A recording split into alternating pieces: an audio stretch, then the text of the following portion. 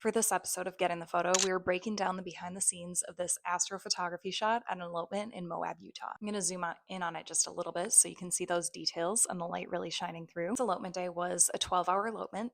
We did sunrise and sunset, and we even took a break during the day so we could include these star photos at night, and they were incredible. They were so worth it. This night was a new moon, which means that there was absolutely no light from the moon in the sky. It was only the stars, and being in Arches National Park, there's no light in the park, so you can see this kind of glowing here is about 5 miles away. That's the town of Moab. What we were actually seeing at this time was a completely black sky with stars that just felt like diamonds scattered across the sky. I feel like I hate to say this as a photographer, but there is just no way that the camera can do it justice.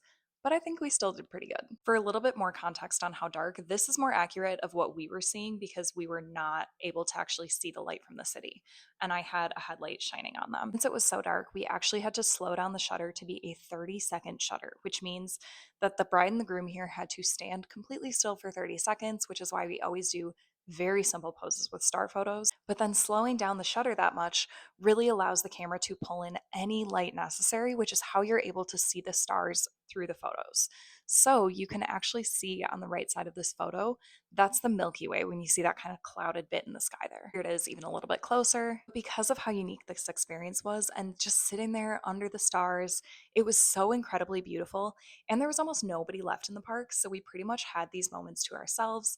It ended up being my couple's and some of my own favorite photos from the day. And the fact that they have a photo on their wedding night of them with the Milky Way in the background is so incredible. Follow along for more creative breakdowns like this, where we talk about the behind the scenes of taking some of my favorite photos.